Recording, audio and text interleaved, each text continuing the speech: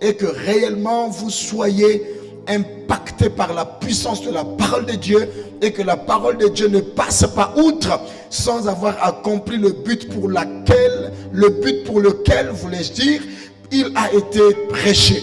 Que Dieu vous bénisse et que vous qui êtes connectés, que la grâce coule à profusion dans vos vies au nom suprême de Jésus. Ainsi nous avons prié, nous disons ensemble Amen 3 fois. Amen, Amen, Amen. Que Dieu vous bénisse. Nous sommes dans la deuxième partie de notre message sur la terre comme au ciel. Et la dernière fois, nous étions en train de parler de beaucoup de choses et vous aviez été bénis et secoués. Vous savez, à chaque époque, Dieu se sert des circonstances pour bénir les hommes. Et au temps dans lequel nous sommes, Dieu a choisi ce moment pour vous bénir. J'étais sur le point, si vous avez suivi le message au milieu, je vous inviterai de taper sur YouTube, sur votre téléphone, sur Google, vous tapez simplement, vous allez taper sur la terre comme au ciel, prophète Ninos Ngwama, et comme ça vous allez retrouver la première partie du message pour savoir pourquoi nous commençons au point 7, parce que c'est la deuxième partie de notre message. Alors, aujourd'hui, j'étais en train de dire que nous allons commencer en parlant des réalités spirituelles dans l'adoration. Ok? Nous parlerons sur les réalités spirituelles dans un moment d'adoration. Les réalités spirituelles dans l'adoration. Nous sommes en train de traiter la question de l'adoration parce que prédicateur, oui, mais adorateur, nous devrons l'être.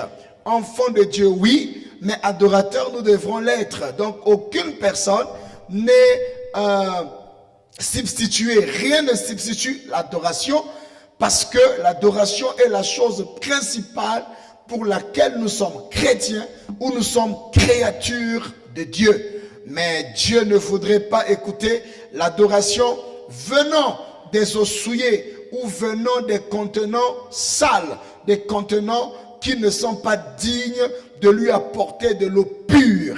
Car nous avions dit la dernière fois que l'adoration est une affaire de mets et de goût. C'est-à-dire, nous devrons savoir qu'est-ce que nous devons servir à notre Seigneur comme plat pour que lui puisse trouver son enjaillement, comme on dit en Côte d'Ivoire, son enjaillement, qu'il puisse s'enjailler, qu'il puisse se réjouir de ce que le Seigneur est en train de vouloir faire. Donne-moi les meilleurs des amens.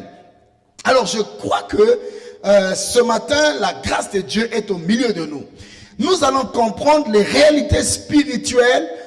Hier, j'étais en train de dire qu'il y avait un combat de modèles. Car lorsqu'on trouve le vrai modèle, on ne patauge plus, on ne tâtonne plus parce qu'on a trouvé le vrai modèle. Et le vrai modèle commence par la révélation, car Dieu est à la portée de tout le monde, mais la révélation n'est pas à la portée de tout le monde. C'est la révélation que vous aurez qui vous donnera la particularité dans votre adoration. Jérémie n'a pas eu la même révélation sur Jésus ou sur Dieu comme Abraham. Si Abraham a appelé Dieu Jéhovah Jireh, Jérémie l'a appelé Jéhovah Tidkenu, parce que les réalités et les combats de Jérémie demandaient à ce qu'il soit que Dieu s'implique dans les combats judiciaires, car il était l'un des prophètes des nations, donc il était confronté à des problèmes judiciaires. Voilà pourquoi il l'a appelé Jéhovah Tidkenu, c'est-à-dire le Dieu de la justice. Et Abraham avait un problème de provision. Il est arrivé sur la montagne. Dieu s'est révélé à lui comme un Dieu qui pourvoit quand vous êtes dans le manquement. Il l'a appelé Jéhovah Jireh, le Dieu qui pourvoit. Ainsi donc, dans la réalité spirituelle, il faut retenir ça que chaque homme doit arriver au point où Dieu se révèle clairement dans son esprit. Et il n'y a que celui à qui Dieu s'est révélé clairement qui peut être en mesure d'aller le décrire devant les gens. On a posé la question, on devrait poser la question à Moïse. Parce que Moïse savait que les hommes n'accepteront pas son message s'il n'est pas capable de décrire celui qu'il a envoyé. Et il n'y a que celui qui a vu Dieu face à face qui était en mesure d'aller leur dire, c'est lui qui s'appelle Je suis m'a dit. C'est lui qui s'appelle Je suis m'a envoyé.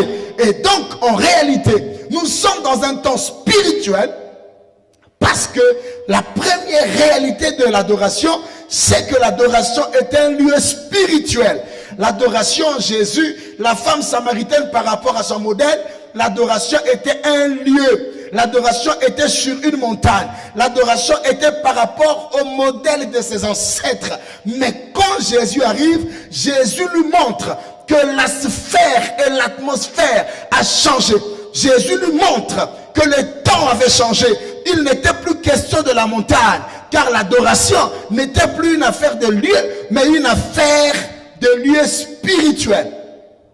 L'adoration est un lieu spirituel que Jésus a voulu faire découvrir à la femme samaritaine. Et pour Jésus, il veut que la femme samaritaine passe du temporel, c'est-à-dire de l'heure, c'est-à-dire du lieu au spirituel. Ce n'est plus une question de l'heure, ce n'est plus une question de la montagne ni du lieu, mais c'est une question de passer du temporel au spirituel. Et Jésus lui parle d'abord de la terre pour l'amener vers l'adoration, le ciel de la vie spirituelle. L'adoration, c'est le ciel de la vie spirituelle sur la terre. Et quand nous disons que ta volonté soit faite sur la terre, c'est-à-dire au ciel, il y a la feuille de route, et quand l'adorateur réussit à être en contact avec le ciel, il a la feuille de route pour amener les gens vers Dieu sur la terre. Ainsi donc, cela est important. Jésus a voulu dire à la femme samaritaine, il a voulu lui faire découvrir un lieu qui est un lieu de rencontre. Mais qu'est-ce que nous rencontrons dans ce lieu spirituel? L'amour, l'esprit et la vérité. L'amour, l'esprit et la vérité. Car en réalité, nous devrons tous savoir ce que Dieu veut.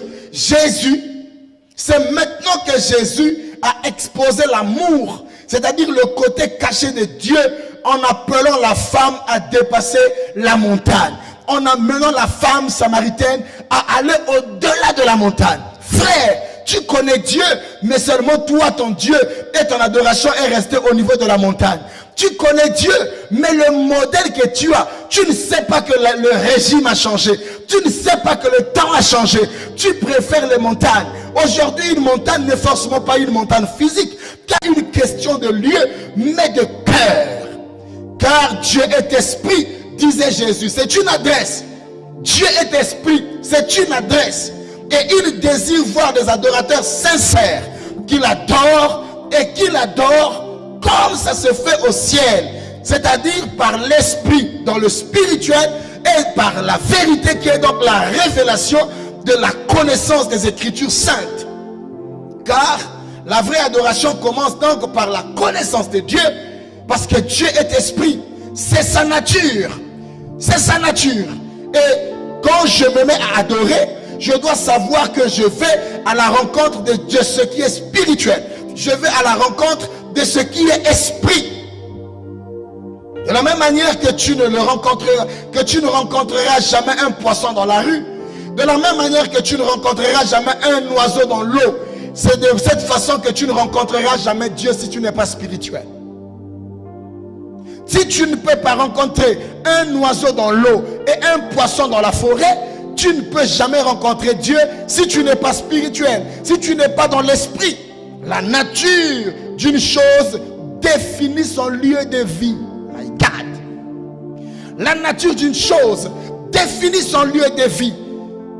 La nature d'une chose définit son lieu de vie. Voilà pourquoi il est important de savoir, est-ce que tu es humain? Est-ce que tu es charnel? Est-ce que tu es spirituel? Avant de lui donner un véritable moment d'adoration. Et l'adoration, par rapport à l'esprit, nous devrons savoir que c'est un temps spirituel. Un lieu spirituel dans lequel Dieu se met à rencontrer les hommes. Quand Jésus est en train de dire, en réalité, Écoutez bien, quand Jésus dit, en réalité, Dieu est esprit, l'expression esprit est un fait marqueur de localisation. C'est-à-dire, tu ne le trouveras pas avec ta philosophie. Tu ne le trouveras pas avec ton intelligence humaine. Tu ne le trouveras pas avec tes calculs d'un homme de la terre. Car il est esprit. Et c'est par le Saint-Esprit qui connaît l'adresse exacte du lieu où Dieu se trouve. C'est par l'esprit que tu rentreras en contact avec Dieu pour lui offrir un véritable moment d'adoration. Mais ce moment d'adoration doit se faire dans une véritable atmosphère qui est très important. J'aimerais parler de ça. L'atmosphère est très importante. On ne peut pas créer, adorer Dieu dans une atmosphère qui n'est pas préparée. Et n'oubliez pas que la rencontre de Dieu est une fête. La rencontre de Dieu doit se faire dans un esprit de fête, de célébration. Ça doit se faire dans un esprit important. Car il est écrit dans Jean le chapitre 16, le verset 13 à 14, le Seigneur dit ceci: quand le consolateur sera venu, l'esprit de vérité, il vous conduira dans toute la vérité. Car il ne parlera pas de lui-même, il ne parlera pas de l'esprit, parce que l'esprit n'est autre que celui qui était venu en chair, revenu dans l'esprit, dans l'invisible. Car Jésus-Christ, étant venu sur la terre physiquement, était Emmanuel, selon Ésaïe chapitre 7, le verset 14 à 16, on l'appellera Emmanuel. Or, Emmanuel signifie Dieu au milieu de nous. Or, Dieu, par Jésus, étant physiquement sur la terre, était au milieu des hommes. Un Dieu qui vient au milieu de l'assemblée, Emmanuel. Or, il faut dépasser l'Emmanuel pour être dans l'esprit, parce que le Saint-Esprit n'est pas Emmanuel. Le Saint-Esprit est au-delà de Emmanuel, parce que le Saint-Esprit est en l'homme, est au-dedans.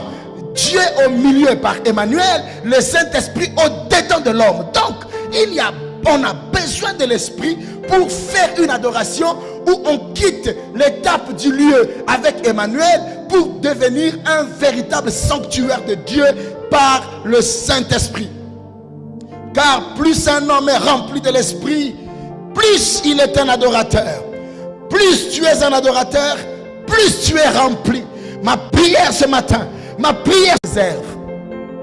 Une réserve est un stock mis de côté pour servir en temps de crise, pour servir en temps de rupture.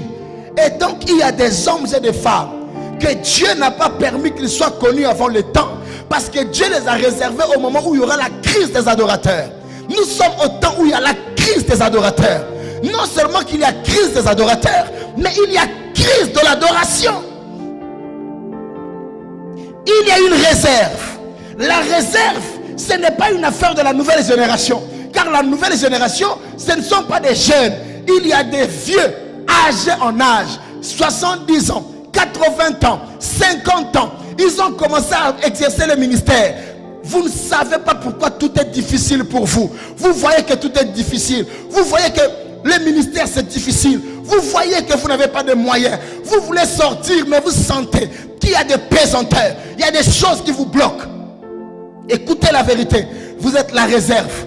Une réserve, on ne se précipite pas de la sortir au risque d'aller se comparer et d'aller se noyer dans un marché où il y a encore concurrence. Dieu vous a réservé pour un temps de crise. Et je vois des hommes et des femmes en cette génération sortir des têtes, sortir la tête dans certaines villes, dans certains pays, des chantres qui disent: nous essayons de tout faire, on n'est pas connu, ça ne marche pas, notre musique n'est pas écoutée. Au Congo-Brazzaville, les chantres disent: la musique ne marche pas, la chanson ne marche pas, on ne nous écoute pas. Congo-Brazzaville, tu es la réserve de l'Éternel. C'est-à-dire le temps est arrivé où Dieu, comprenant la crise de l'adorateur et la crise des adorateurs et de l'adoration, il est obligé d'aller puiser dans la réserve. Il y a des gens qui ont des talents mais qu'on ne connaît pas. Il y a des prédicateurs excellents mais qu'on n'écoute pas, qu'on ne voit pas à la télé. Mais l'heure de Dieu a sonné. Je me suis levé en qualité de prophète quand Élie a dit: il me reste 7000 autres frères et sœurs. Élie disait: je suis le seul. Dieu lui dit, je me suis réservé 7000 autres. Je parle des 7000 autres. Ils ont des grâces, mais ils n'ont pas de moyens. Je parle des 7000 autres. Ils ont la chose, mais ils n'ont pas de partenaire. Ils ont le temps, mais ils ne sont invités dans aucune chaîne. L'heure de Dieu arrive où on te sollicitera. Tu sortiras de la réserve pour venir combler le vide qu'il y a dans le corps. Quand tu regardes aujourd'hui, la vérité, c'est que l'adoration n'est plus un lieu spirituel. L'adoration devient artistique. Et la dernière fois, je vous disais que l'adoration n'est pas artistique, mais spirituelle. L'adoration n'est pas artistique, mais prophétique. Raison pour laquelle l'église doit rentrer dans le prophétique. Dans le prophétique. Dans le prophétique. Dans le prophétique. Des chants qui dévancent le temps. Des chants qui rassembleront des gens pour écouter Dieu. Aujourd'hui, trop de copies-collées parce qu'on ne coopère pas avec le ciel. Le frère qui est en train de chanter est allé dans l'univers d'inspiration. Il a eu son cantique, il a eu la musique, il a eu la mélodie. Il est redescendu sur la terre et il vous a montré qu'il était en contact avec l'esprit. Mais toi, comme tu n'es pas sensible, même Dieu t'envoie des cantiques, tu n'écoutes pas. Parce que tu es complexé. Tu n'écoutes pas, tu ne crois même pas à tes propres inspirations. My God, tu ne crois pas à tes propres inspirations. Tu es quel type de chrétien? L'adoration c'est spirituel. Et tu fais partie de la réserve. Il y a des gens qui sont sur le terrain depuis 20 ans, 30 ans. Personne ne les connaît. Personne ne les connaît. On dit ils sont même finis. Attention, il n'y a pas de nouvelle génération sans transition.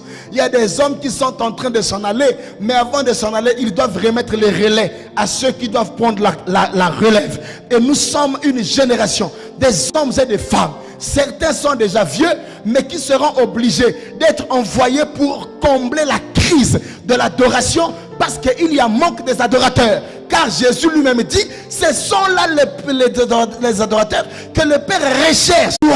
L'adoration fait de vous un homme mystique, mystérieux, un homme qui rapproche le trône, sinon qui amène le trône de Dieu sur la terre. L'adoration fait de vous un homme saint. L'adoration fait de vous un porteur de grâce et un facilitateur des autres à avoir accès dans le lieu très saint.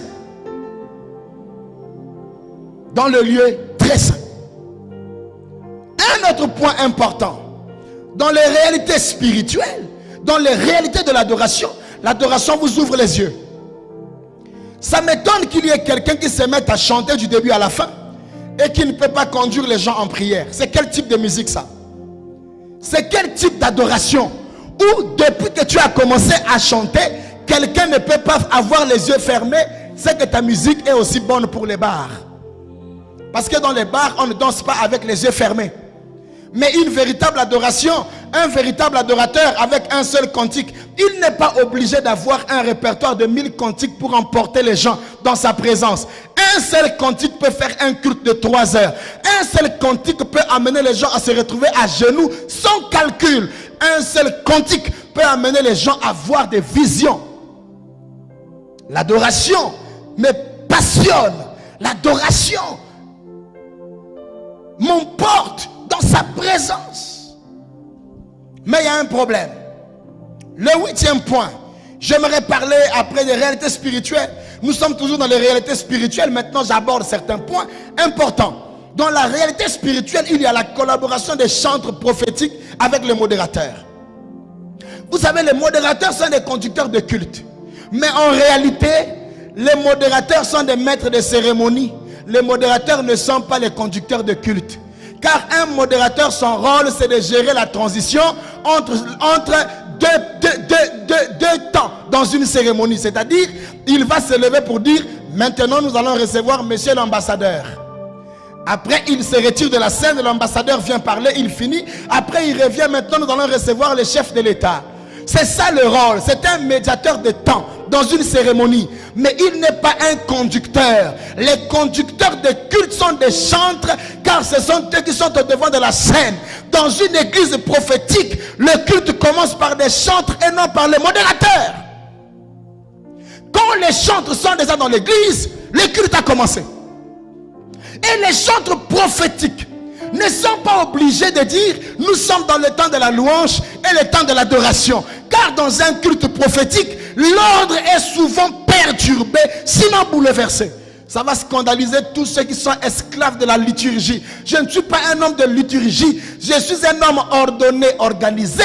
Mais l'esprit a toute sa primeur dans ce que je fais. La collaboration entre les chantres prophétiques et les modérateurs. Les modérateurs en grande partie amènent beaucoup de gens à sortir brutalement, brusquement dans la présence de Dieu. Un modérateur qui n'est pas prophétique ne comprendra pas que ça c'est un temps dans lequel je n'ai pas le droit de prendre la parole. Et un prédicateur prophétique peut saisir l'onction et l'atmosphère du culte pour comprendre qu'aujourd'hui on ne va pas me faire lever, car dans cette atmosphère de l'esprit je vais aller prendre la parole pour commencer mon message.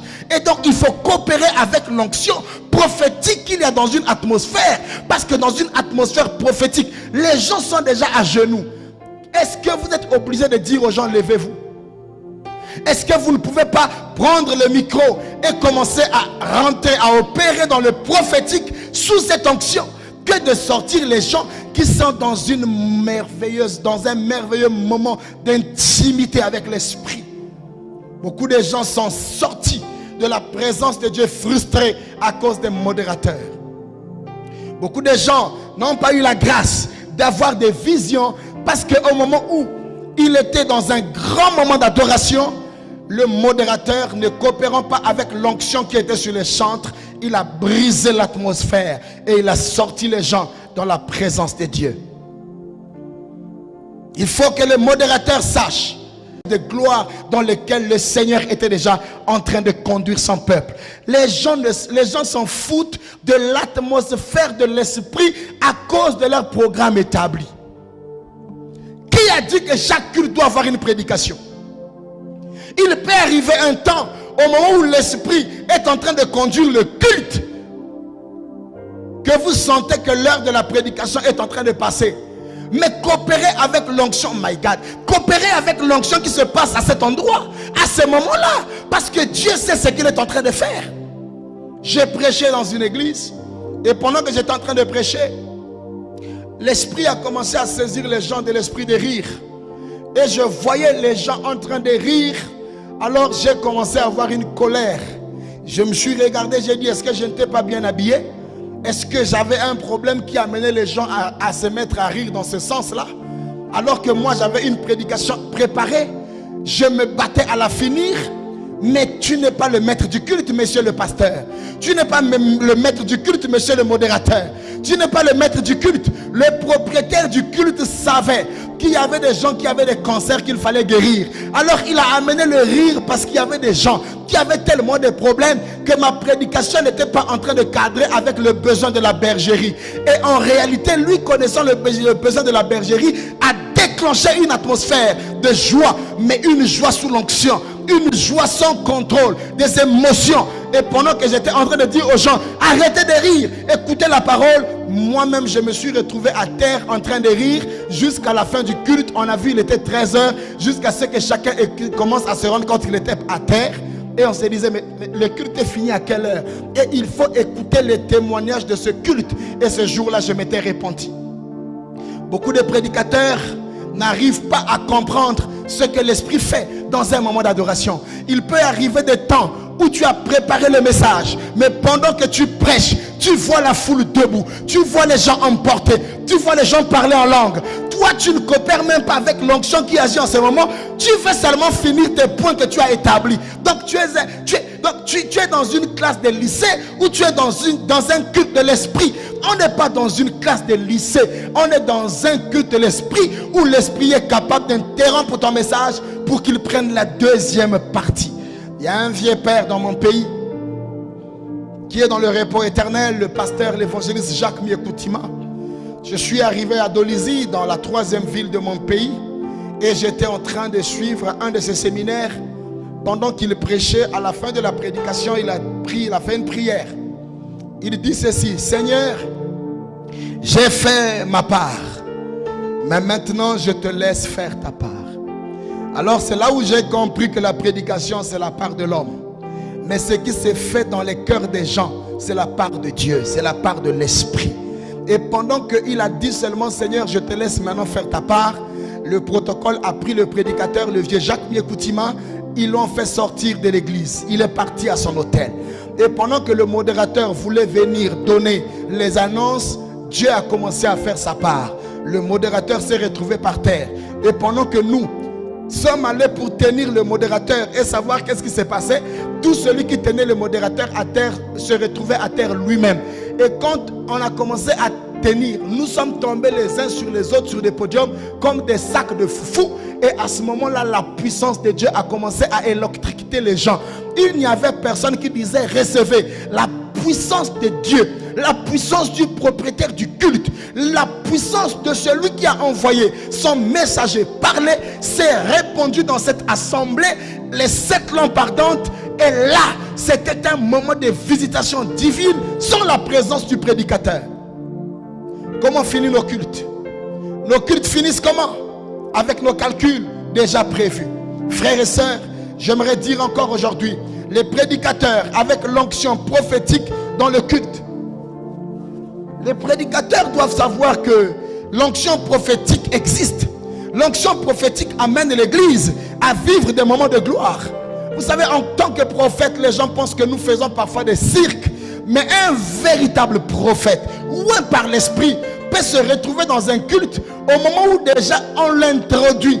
Il peut commencer par un service. J'ai écouté les gens dire comment il n'a pas encore prêché. Il se met à prêcher parce que dans votre liturgie, il est écrit que quand que le culte commence, il faut d'abord que le prédicateur commence à prêcher avant que les gens ne soient saisis. Dieu est libre de faire ce que vous n'attendez pas. C'est pour ça qu'il y a des gens qui regardent à la maison l'heure du culte. Ils savent que ça c'est l'heure de l'adoration, ça c'est l'heure de la louange, et ils attendent de venir à l'heure de la prédication. Parce que cette église n'est pas prophétique. Une église prophétique peut commencer par la prédication et finir dans la louange. Ça peut commencer dans la louange et finir dans la prédication. Donc Dieu n'est pas mécanique. Et sortez des liturgies. Dieu a des choses qu'il veut faire. Vous le bloquez. Votre liturgie bloque.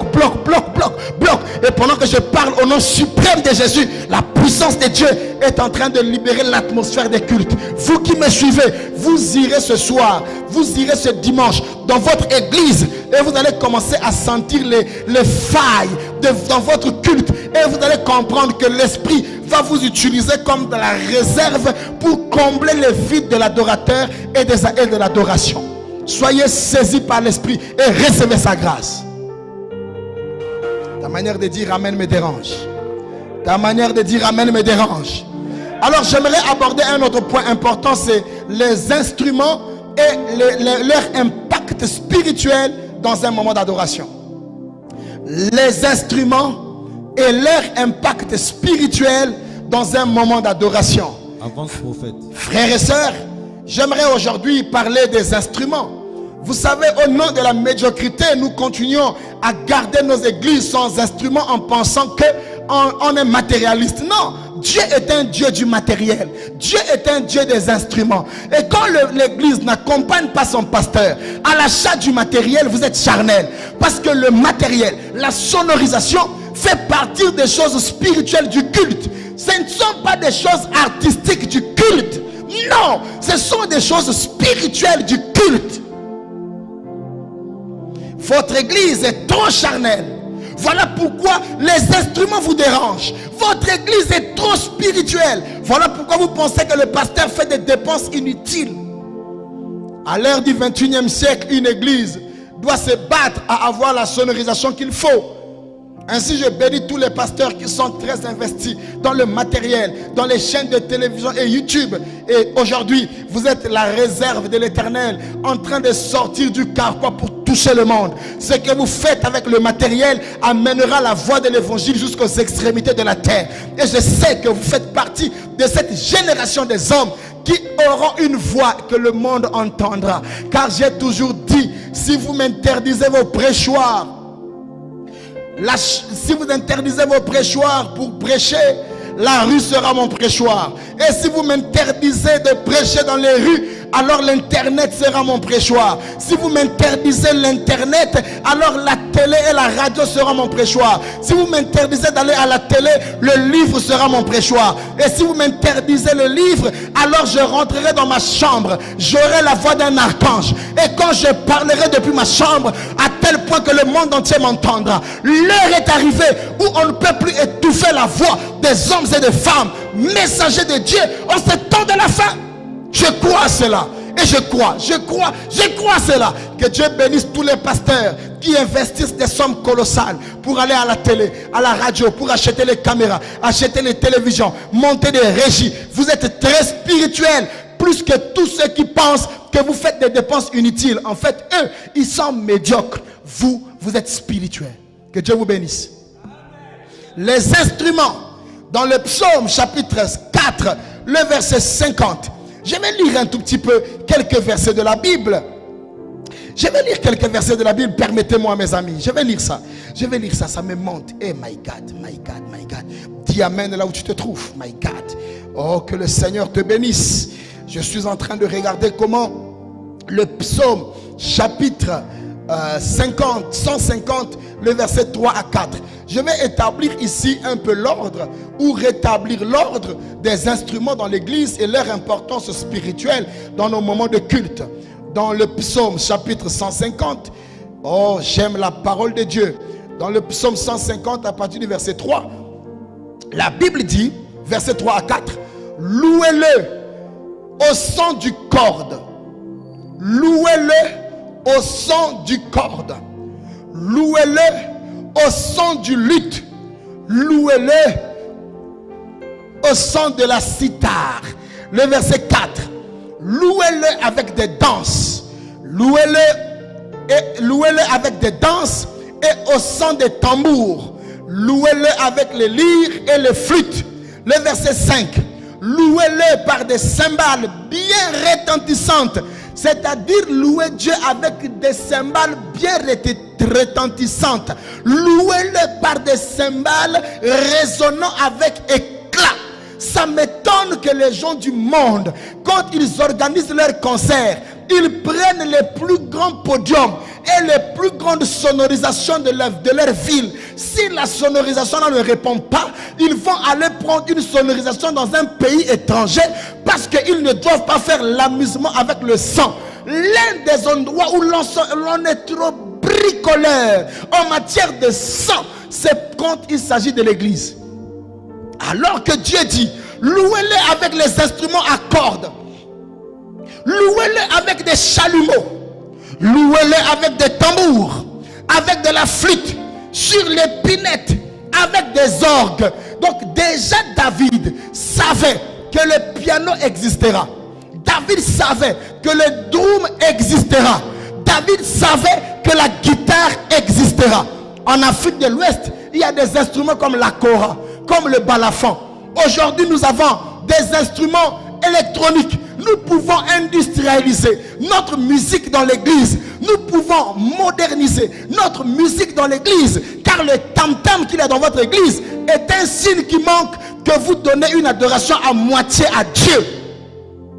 Parce que Dieu n'attend pas seulement écouter la résonance du tambour, du tam-tam, mais il attend les instruments à cordes. Les instruments à cordes. Kora, la guitare, guitare solo, guitare basse. Quand on joue ça, ça c'est Dieu est content. Et Dieu fait que les instruments jouent à grande échelle dans l'église. Mais ce qu'il y a de spirituel, ce ne sont pas les instruments, ce sont les sons qui sortent de chaque instrument. Oui, chaque instrument est doté d'un son particulier. Et dans le prophétique, chaque son met le monde spirituel en alerte. Attention, on ne joue pas la musique seulement dans le plaisir de le jouer ou de la jouer. Parce que dans l'église, il ne s'agit pas que de l'art, mais il s'agit de coopérer avec l'esprit qui doit s'arrimer avec l'art.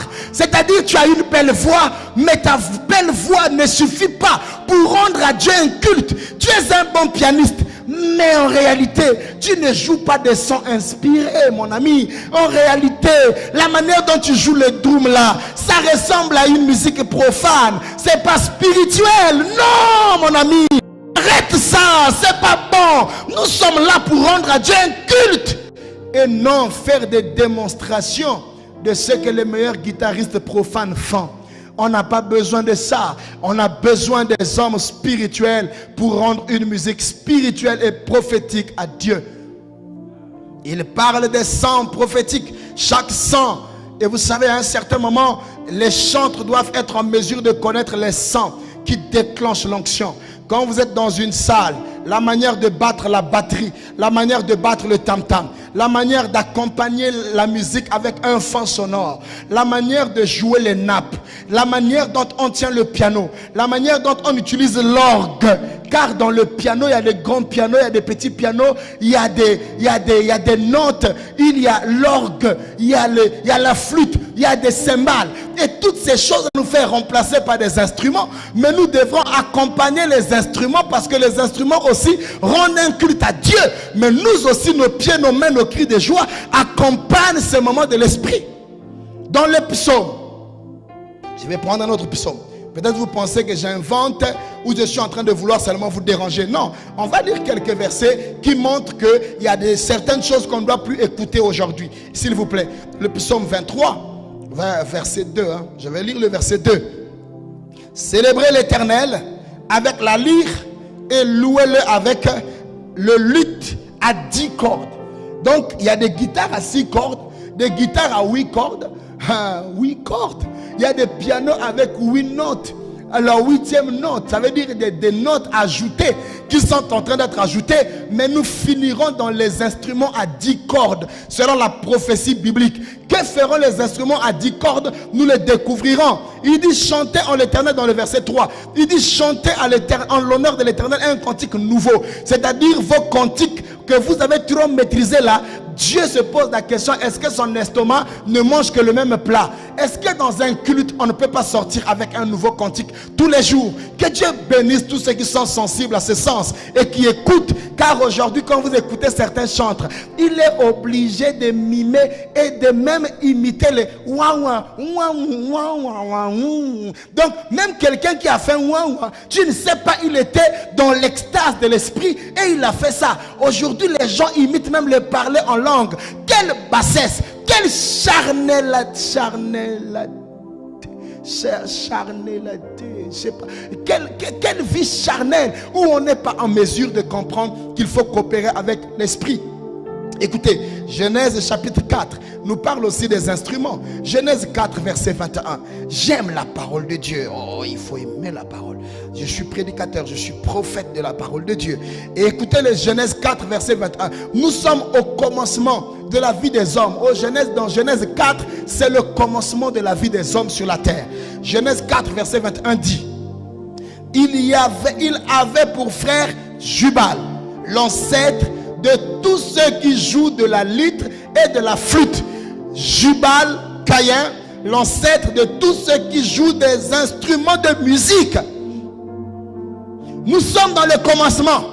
Donc Dieu est un Dieu qui prend plaisir à la musique, parce que Jubal, Caïn est le père de tous les chantres, le père de tous les instrumentistes. Et nous voyons donc que la musique est venue. En réalité, les gens disent que la musique est venue de l'adoration. Mais là, c'est un fils de Caïn, l'homme qui est loin de la présence de Dieu, chassé loin de la face de Dieu avec son père.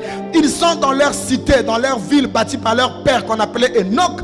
Cette ville Enoch a donné naissance aux gens de l'amusement, a donné naissance aux fabricants des instruments qui leur ont permis de rendre agréable la vie là où ils étaient en train de vivre. Et pendant ce temps, Adam était sous les tentes en train de crier Alléluia, les yeux fermés, sans instrument. Dans le livre de 2 Chroniques, c'est un peu particulier cette façon d'enseigner aujourd'hui. Tous ceux qui me connaissent savent que je ne le fais pas. Mais c'est un temps parce qu'il y a trop de doutes au niveau des gens qui pensent que les instruments sont charnels. J'aimerais prendre 2 Chroniques chapitre 5, le verset 13. 2 Chroniques chapitre 5, le verset 13. Écoutez ce que la Bible dit. Les trompettistes et et les musiciens. Donc, on n'a pas peur de dire que nos chantres dans l'église sont des musiciens. Chantre, dis après moi, je suis musicien. Chantre, quand vous allez vous faire identifier au ministère de la culture de votre pays, on ne va pas vous donner une identité de chantre. On va vous donner une carte d'artiste. C'est une carte d'artiste. Ça veut dire que vous êtes reconnu comme artiste dans la présence de Dieu. Et n'ayez donc pas honte de dire que vous êtes des artistes. Vous êtes des musiciens, des chanteurs et des musiciens. On dit les trompettistes et les musiciens jouèrent ensemble à l'unisson pour louer et célébrer l'Éternel. Les musiciens firent retentir des trompettes. Les temples de l'Éternel furent remplis de nuées. My God, je reprends ce verset, il m'intéresse. Vous pouvez le souligner dans votre Bible. 2 Chroniques chapitre 5 verset 13. Les trompettistes et les musiciens jouèrent ensemble à l'unisson. C'était un chœur pour louer et célébrer l'Éternel. Écoutez le travail des chantres dans l'église. Les musiciens firent retentir les trompettes, donc les sons des instruments, et les cymbales, donc les drums, et les autres instruments. Ça pouvait être les maracas, ça pouvait être les sifflets, ça pouvait être toutes ces choses. Et ils louèrent l'Éternel en chantant, car il est bon, car son amour durera toujours. Au même moment, au moment où les chantres sont en train de chanter et de faire monter ces sons à l'Éternel, la Bible dit que la Shekinah, le temple fut rempli de la nuée. S'il vous plaît, quand nous laisserons les chantres être libres dans les cultes pour exprimer ce que Dieu leur a donné comme grâce, nos cultes seront des cultes de gloire, des cultes de l'esprit, des cultes puissants. Ce n'est pas fini. Je vais encore prendre Ésaïe. Ouais, Ésaïe, frère Ésaïe, mon frère Ésaïe, prophète. Tu es où? Ésaïe 38, le verset 20. Ésaïe 38, le verset 20. Ésaïe 38, le verset 20. Écoutez, l'Éternel était là pour venir me sauver. Nous ferons résonner nos instruments tous les jours de la vie dans le temple de l'Éternel. L'Éternel était là pour venir me sauver.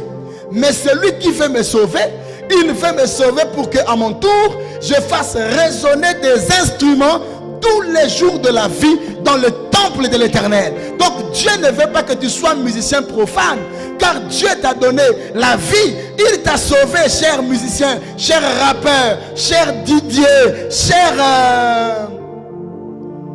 Vraiment, je ne sais pas qui vous êtes, mais cher artiste, Dieu veut que votre talent, votre don et votre connaissance viennent dans le temple toute votre vie pour le célébrer et pour le louer. Apportez vos connaissances de l'Éternel, de la musique dans l'Éternel. Et là, j'aime ce verset. J'aime ce verset. Nous ferons résonner des instruments tous les jours de la vie dans le temple de l'Éternel. Mais écoutez, il y a quelque chose aussi que j'aimerais dire. Quand les sons des instruments ne sont pas prophétiques et ne sont pas spirituels, écoutez bien, Dieu qui aime la musique refuse d'écouter les cantiques et les instruments. Écoutez bien, quand les sons ne sont pas spirituels, c'est-à-dire vous le faites parce que seulement vous avez la connaissance de l'art, mais vous n'avez pas le Saint-Esprit en vous, Dieu qui aime la musique refuse d'écouter les cantiques et les instruments.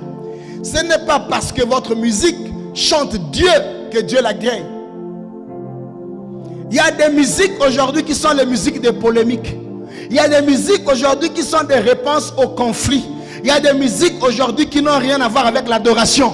Mais c'est ça qu'on nous propose. J'ai bien dit avant-hier et hier que l'adoration est une affaire de goût, de mets et de goût. C'est-à-dire quand Dieu goûte à ça, quand il essaye de goûter, il trouve que c'est amer. Il trouve que c'est amer. Ce n'est pas moi qui le dis. Nous allons lire Amos, le chapitre 5, le verset 23. Vous allez comprendre qu'il y a des musiques qu'il faut arrêter de jouer dans les églises parce que ce sont des musiques de polémiques, des musiques de provocation, des musiques de conflits, des musiques de gens blessés et qui pensent qu'ils doivent répondre les gens à travers l'adoration. Je suis adorateur, je n'ai pas le temps de répondre à mes ennemis à travers une adoration que je sers à Dieu. Amos chapitre 5 verset 23 dit ceci: éloignez-moi le bruit de vos cantiques. Je ne veux plus entendre le bruit de vos instruments. C'est pas parce qu'on a dit que les instruments doivent être là et que les chantres doivent être francs que tout doit être servi. Non, quand vous êtes un chantre de l'Éternel, faites des chantres pour le culte. Parce que Dieu n'est pas là pour attendre vos animations, mais il est là pour attendre le culte. Et le culte, c'est ce que nous faisons pour lui offrir. Il dit, éloignez-moi le bruit de vos cantiques. Il y a des cantiques que vous chantez, Dieu n'écoute pas ça, il n'aime pas ça, parce que ça c'est un cantique qui vous plaît, vous. Mais ça n'arrive pas chez Dieu. Ça ne plaît pas à Dieu. Des cantiques qui ne sont pas agréés. Et dans le livre de 1 Corinthiens, chapitre dans le Nouveau Testament, dans le livre de 1 Corinthiens, on va lire la parole de Dieu, nous allons vers la fin de notre message. Dans le livre de 1 Corinthiens chapitre 14, le verset 7. 1 Corinthiens chapitre 14, verset 7. Écoutez ce que la Bible dit. Voyez-vous ce qui se passe dans les instruments de musique, comme la flûte ou la harpe? Comment reconnaîtra-t-on la mélodie jouée si l'un ou l'autre de ces instruments,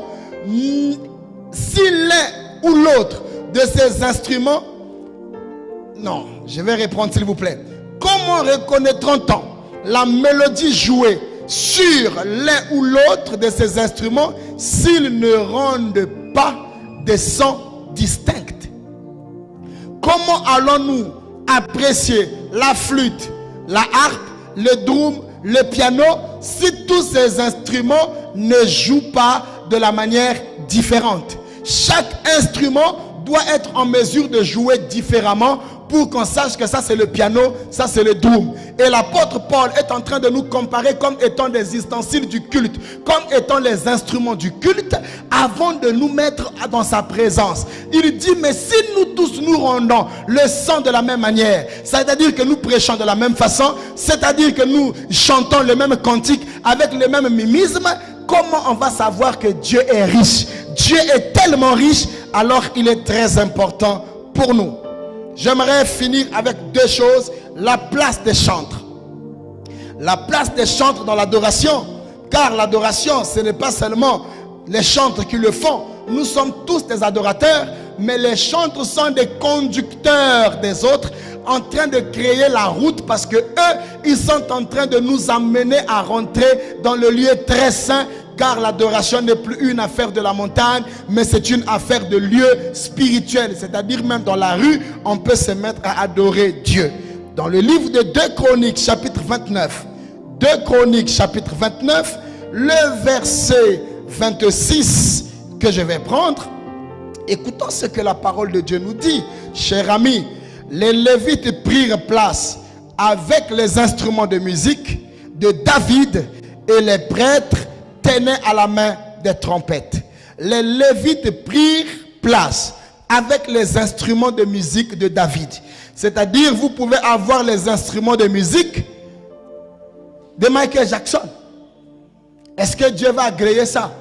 Les instruments de musique, on dit bien, on précise l'origine des instruments de musique. Quel type d'instrument?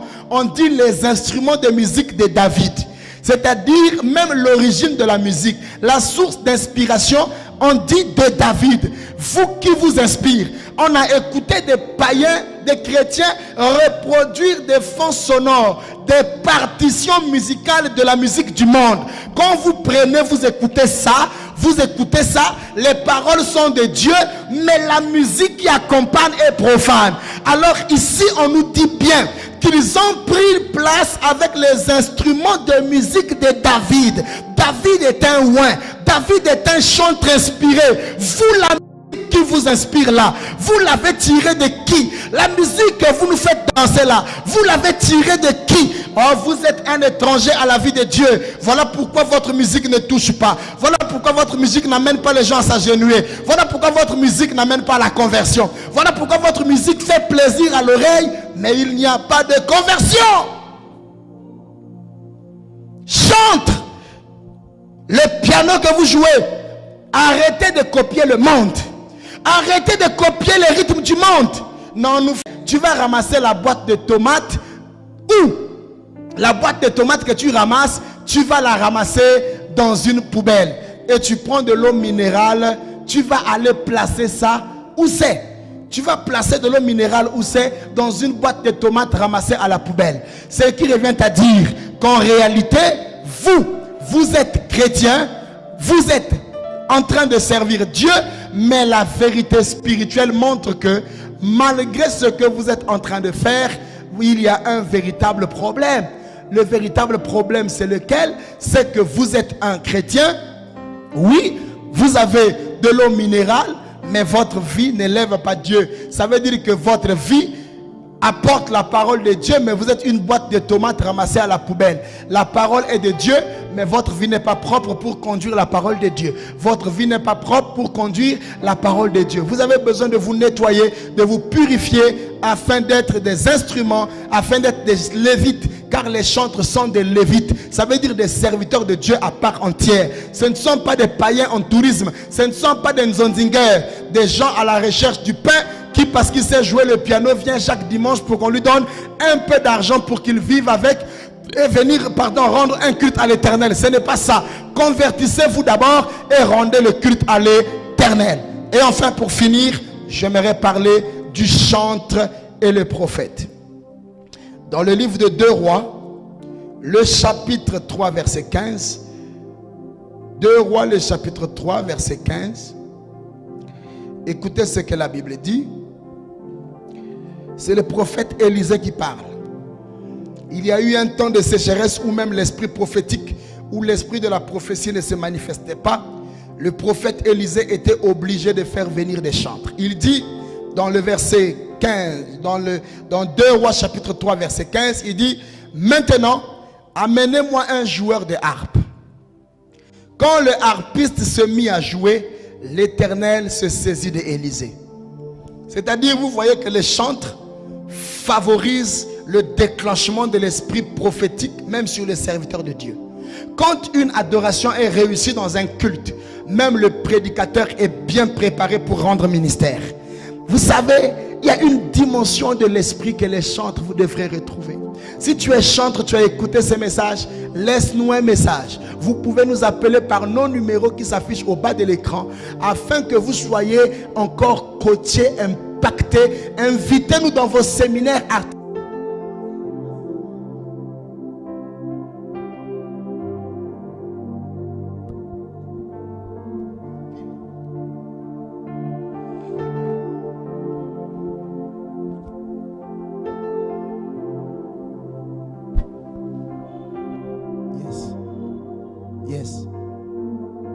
C'est bon?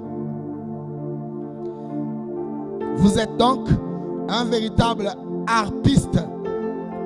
Amenez-moi maintenant un joueur de harpe. Nous avons besoin de faire appel à un joueur de harpe dans nos cultes. Un joueur de harpe prophétique, un joueur de harpe à côté du prophète. Le prophète était à côté du roi, le chantre était à côté du prophète. Vous devrez retrouver votre place. Vous êtes des chantres en grande partie, vous êtes des prophètes, vous êtes des véritables évangélistes, alors ne vous méprisez pas. Mettez de l'ordre spirituel dans votre vie et dans votre carrière, votre vie sera bénie. Que le Seigneur vous bénisse. Nous allons nous retrouver dans la 3e partie demain de ce message où nous serons encore bénis, où je parlerai sur comment faire grandir l'onction prophétique dans son ministère d'adorateur. Et j'aborderai ça demain et nous allons continuer jusqu'à réussir la préparation d'un culte. En tout cas, vraiment, vous allez être bénis dans cette série d'enseignements. Abonnez-vous massivement sur cette chaîne. Aimez davantage. Partagez les liens. Appelez-nous, écrivez-nous et le Seigneur vous bénira. Je vais prier. Seigneur Dieu de grâce, le Dieu des esprits des prophètes, poussé par l'Esprit, j'ai enseigné. Poussé par l'Esprit, j'ai parlé de ta part. Poussé par l'Esprit, un homme, une... Merci de bénir mon frère, ma soeur, ton peuple, ton église à travers le monde, qui a aimé ce message et qui l'a partagé à un grand nombre de personnes pour être béni. Merci pour toutes les églises qui mettront en place des programmes, des séminaires, afin que nous puissions édifier le corps de Christ dans cette affaire de l'atmosphère prophétique et vivre des grands moments de l'Esprit pour la gloire de ton nom. Que l'Éternel vous bénisse et qu'il vous garde. Que l'Éternel tourne sa face vers vous et qu'il vous accorde sa grâce. Que l'Éternel fasse luire sa face sur vous et sur votre maison, votre famille, votre église, et qu'il vous rende la sensibilité spirituelle que vous avez perdue. Que tout ce que vous allez penser se réalise. Que tout est spirituel que vous avez perdu. Que tout ce que vous allez penser se réalise. Que tout ce que vous allez toucher prospère. Et que tout ce que vous allez dire s'accomplisse. Dès maintenant et à jamais. C'est dans le nom suprême de Jésus-Christ de Nazareth que nous avons ainsi prié, rendu grâce. Et nous disons ensemble Amen 3 fois. Amen, Amen, Amen. Que Dieu vous bénisse. Rendez-vous dans la 3e partie de notre enseignement. À très bientôt.